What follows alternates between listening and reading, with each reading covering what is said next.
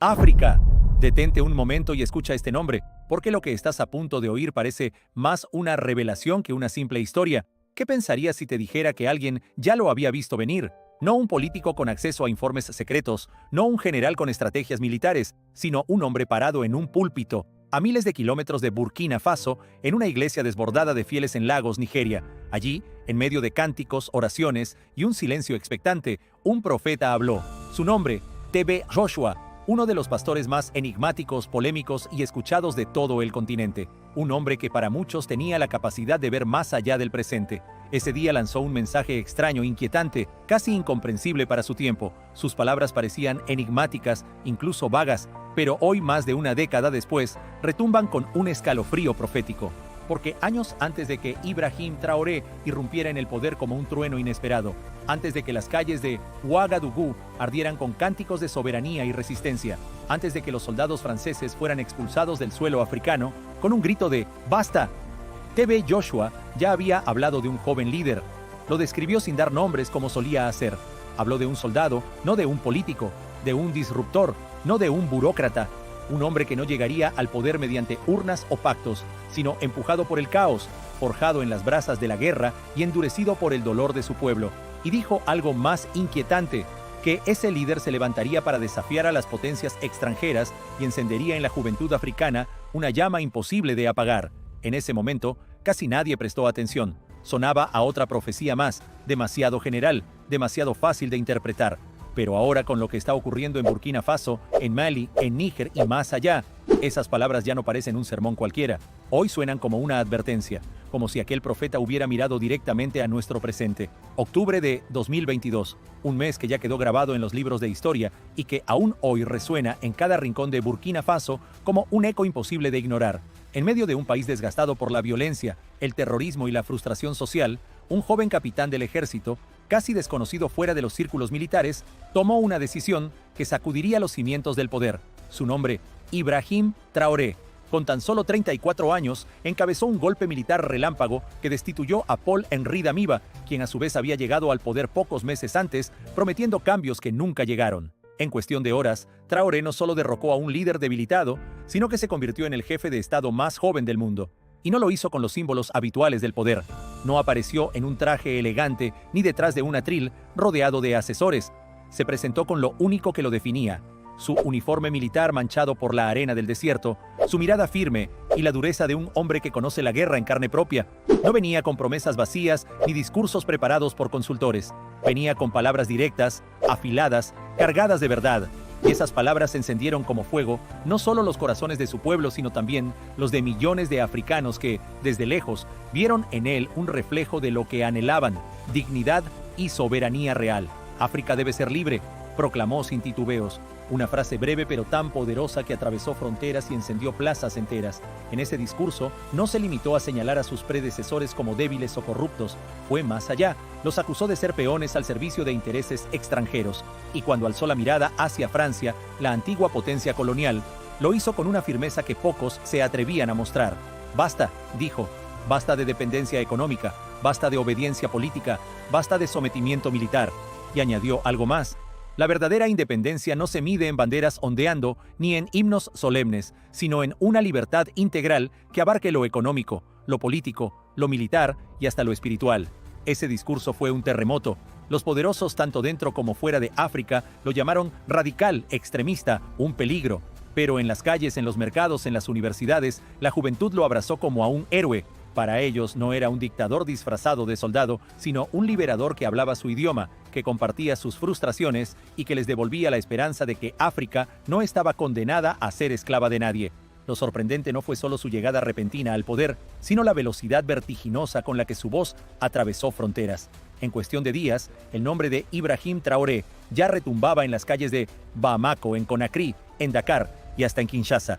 Jóvenes de Mali, Guinea, Senegal y la República Democrática del Congo comenzaron a corear su nombre en marchas, en plazas y en concentraciones multitudinarias. Era como si una chispa encendida en Burkina Faso hubiera prendido fuego en corazones dispersos por todo el continente.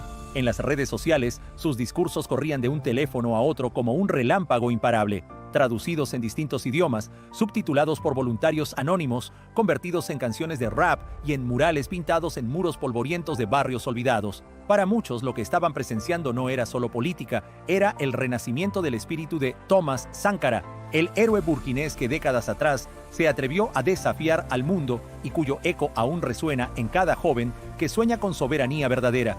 Los comparaban, lo llamaban su heredero, el sucesor de una llama que nunca se apagó del todo. En un continente marcado por el desencanto, lo elevaban como el nuevo símbolo de resistencia africana en un tiempo donde el miedo parecía gobernarlo todo. Y en ese paralelismo entre el pasado y el presente, entre Sankara y Traoré, millones encontraron un motivo para creer que la historia, esta vez, podía escribirse de otra manera.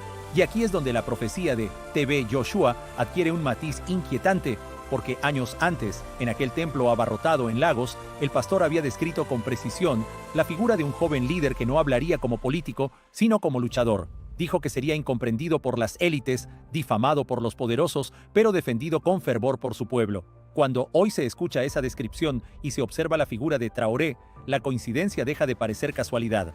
La profecía empieza a sentirse como un espejo, pero si la historia de Traoré parece sacada de un libro sagrado, también lo son las amenazas que lo rodean. T.B. Joshua lo advirtió con palabras directas: intentarán aislarlo, le ofrecerán acuerdos, y cuando eso no funcione, buscarán eliminarlo. Su fuerza dependerá de las oraciones de su pueblo. Hoy, esa advertencia resuena como un eco perturbador. Desde que asumió el poder, Burkina Faso cortó sus lazos históricos con Francia, tejió nuevas alianzas con Rusia y se convirtió en el estandarte visible de la ola anticolonial que está sacudiendo a África Occidental.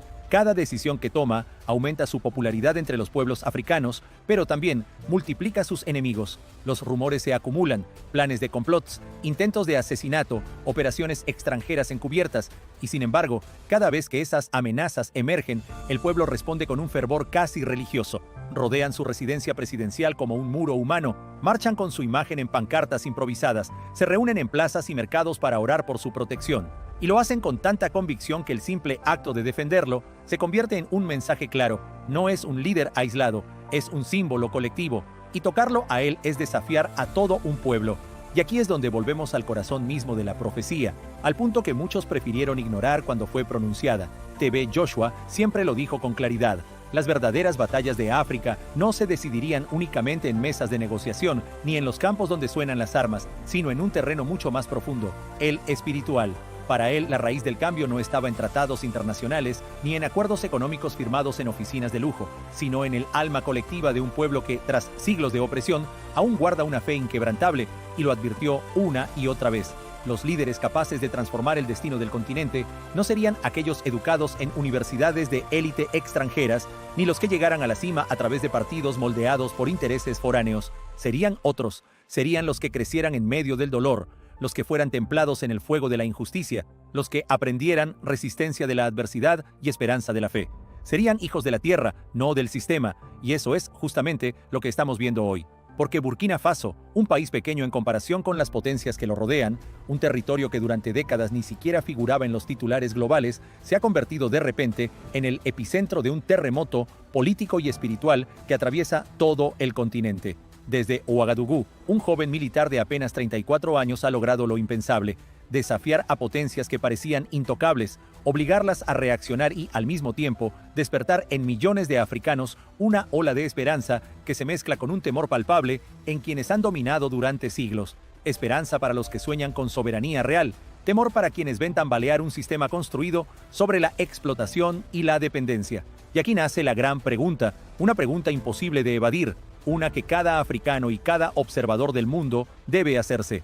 ¿Estamos siendo testigos del cumplimiento de una profecía que ya estaba escrita en el destino del continente? ¿O simplemente vivimos una coincidencia tan poderosa que refleja los tiempos turbulentos en los que nos encontramos? Tal vez la respuesta dependa de la mirada con la que se observe. Fe para unos, escepticismo para otros. Pero lo que no se puede discutir es esto: la batalla apenas ha comenzado. Los viejos poderes, aquellos que han manejado los hilos invisibles del continente durante generaciones, no se rendirán fácilmente. Harán todo lo posible por mantener el control. Y si Ibrahim Traoré es, como muchos creen, parte de ese plan mayor que T.B. Joshua vislumbró, necesitará mucho más que armas y discursos. Necesitará algo invisible, pero inmenso: la coraza espiritual de un continente entero, la fuerza de millones que, poco a poco, están abriendo los ojos, levantándose con dignidad y despertando de un letargo de siglos. Y ahora, quiero dirigirme directamente a ti que escuchas estas palabras. Detente un segundo y piénsalo. ¿Estamos presenciando una profecía hecha realidad, trazada años atrás por una voz que pocos supieron escuchar? ¿O simplemente vivimos un giro inesperado de la historia, nacido del hartazgo de un pueblo y de la valentía de un líder que se negó a agachar la cabeza? Sea cual sea tu respuesta, tu opinión importa, porque esta no es una conversación para unos pocos, es un debate que nos toca a todos. Déjala en los comentarios, comparte tu visión, porque tu voz puede inspirar a otros a ver lo que está ocurriendo con nuevos ojos. Y si sientes que este despertar no es casualidad, si crees que África está escribiendo un capítulo distinto en la historia del mundo, entonces te invito a unirte a esta comunidad. Suscríbete a Renacer Africano, activa la campanita y comparte este video con quienes todavía creen que las profecías son solo cuentos de viejas leyendas. Aquí no venimos a repetir titulares. Aquí contamos lo que despierta, lo que incomoda, lo que revela que el futuro ya está latiendo bajo nuestros pies. Aquí iluminamos verdades demasiado grandes para permanecer ocultas. Esto es Renacer Africano, el lugar donde el futuro no se espera, se construye con coraje, donde la fe no se esconde entre sombras, se proclama con orgullo, y donde la voz de África ya no se susurra en rincones olvidados, sino que retumba con fuerza en cada plaza, en cada ciudad y en cada rincón del mundo, anunciando que una nueva era ya ha comenzado.